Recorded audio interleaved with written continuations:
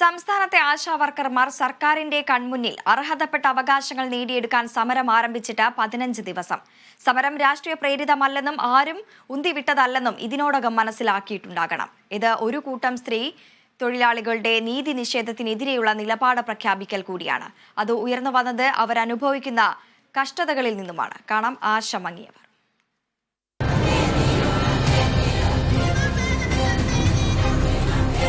രാവിലെ 9 മണി മുതൽ വൈകുന്നേരം 5 മണി വരെ ഞങ്ങളിങ്ങനെ കയറി ഇറങ്ങിയിട്ട് വരെ തുച്ഛമായ പൈസ ഞങ്ങൾ വേറെ 200 രൂപ. അതെന്ത് ന്യായം? ഈ 2 വർഷം അവർ 62 വയസ്സിൽ പിരിച്ചുവിടുമെന്ന് പറയണേ. 62 വയസ്സിൽ പിരിച്ചുവിടുമ്പോൾ നമ്മൾ എങ്ങോട്ട് പോകും?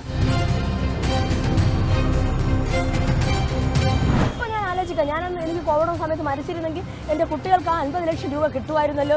എനിക്ക് ഈ തെരുവിൽ വന്ന് ഇരിക്കേണ്ടി വരില്ലായിരുന്നു. ഇവിടെ കിടന്ന് മരിക്കേണ്ടി വന്നാലും സാർ ഞാൻ ഇവിടെ കിടക്കും. സമരം തീർന്നല്ലാതെ പോകില്ല.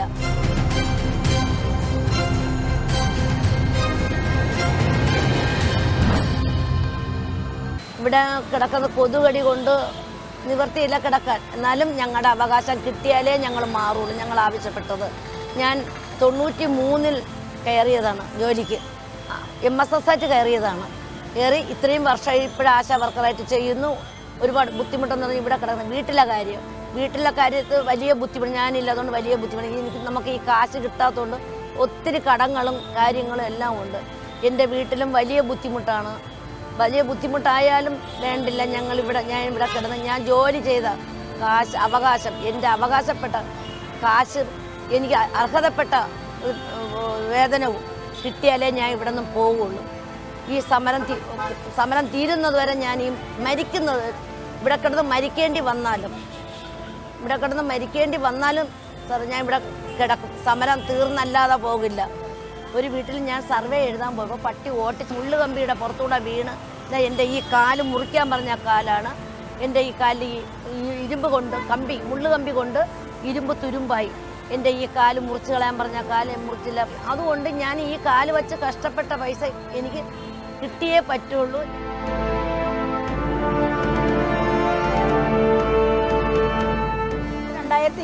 എനിക്ക് പെട്ടെന്നൊരു വെരിക്കോസിൻ്റെ അസുഖം വന്നു. ആ വെരിക്കോസിൻ്റെ അസുഖത്തിൽ ഞാൻ ആശുപത്രിയിൽ കിടക്കുകയും എനിക്ക് മറ്റുള്ള നമ്മളെ ആശുപത്രിയിലുള്ള സിസ്റ്റർമാർ, ഡോക്ടർമാർ, ആശമാർ എല്ലാവരും എന്നെ സഹായിക്കുന്നു. ഇപ്പോഴും ഞാൻ ആ സഹായത്തിലാണ് മുന്നോട്ട് പോകുന്നത്. കിട്ടുന്ന ശമ്പളം ഞങ്ങൾക്ക് ഒന്നിനും തികയില്ല. ഈ അസുഖം കൊണ്ട് ഞങ്ങൾക്ക് എന്ത് തികയാൻ?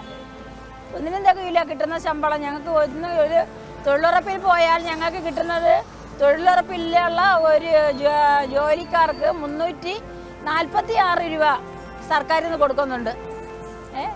ആ ഒരു മേറ്റിന് കൊടുക്കുന്നത് 700 രൂപ. ഈ രാവിലെ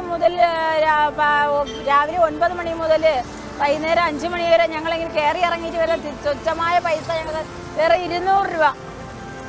അതെന്ത് ന്യായം?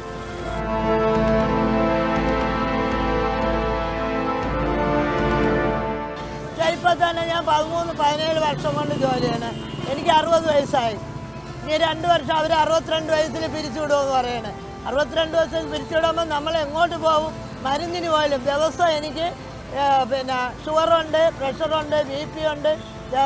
അല്ലാതെ തന്നെ ഈ ഭാഗത്തിൻ്റെ അത്യുണ്ടാക്കുക 2 ഗുളിക ദിവസം ഒന്നും കഴിച്ചില്ലെന്നുണ്ടെങ്കിൽ എന്നെ പിടിച്ചിളക്കാൻ ഒരാൾ വേണം പിടിച്ചാൽ. ഈ ഗുളിക ഈ മരുന്നും കഴിച്ചുകൊണ്ടാണ് ഈ ഓട്ടം നമ്മൾ കിടന്ന് ഓടണത് പകലില്ല.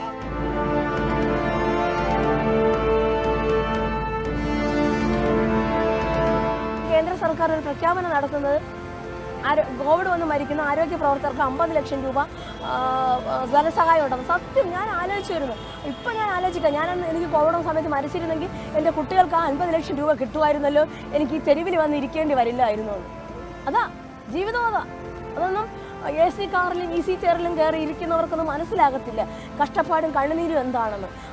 ചെങ്കൊടി കാണുമ്പോൾ എൻ്റെയൊക്കെ കുട്ടിക്കാലത്ത് അച്ഛനമ്മമാരൊക്കെ പറഞ്ഞു തന്ന കഥ കേട്ട് ഒരുപാട് പേരുടെ ജീവത്യാഗത്തിൻ്റെ ഫലമാണ് മോളെ ആ ചെങ്കൊടിയിൽ കേൾക്കുമ്പോൾ അഭിമാനം ഉണ്ടായിരുന്നു. ഒരു ലാൽ സലാം എന്നുള്ളൊരു പാട്ട് കേൾക്കുമ്പോൾ പോലും ഞങ്ങളവിടെ നിന്നത് ശ്രദ്ധിക്കാറുണ്ടായിരുന്നു. പക്ഷേ ഇന്ന് ആ ഒരു ഇതിനെക്കുറിച്ചൊക്കെ ഇന്നത്തെ പാർട്ടിയുടെ പോക്ക് കണ്ടിട്ട് അതിനെക്കുറിച്ചൊക്കെ ലജ്ജ തോന്നുന്നു. കാരണം ഒരു തൊഴിലാളി വർഗത്തോട് യാതൊരുവിധ സ്നേഹവും പരിഗണനയും അവർക്കില്ല. അവർക്ക് രാഷ്ട്രീയം ഇലക്ഷൻ അടുക്കുമ്പോൾ മാത്രമേ സാധാരണക്കാരെ ആവശ്യമുള്ളൂ. അത് കഴിഞ്ഞ് അധികാരത്തിലേറിക്കഴിഞ്ഞാൽ അവർ തൊഴിലാളികളെ പുറംകാലം കൊണ്ട് ചവിട്ടി തെറിപ്പിക്കുന്ന ഒരു പാർട്ടിയായി മാറിക്കഴിഞ്ഞു. ഇങ്ങനെയാണ് ഒരു കമ്മ്യൂണിസ്റ്റ് സർക്കാർ ഭരിക്കേണ്ടത്.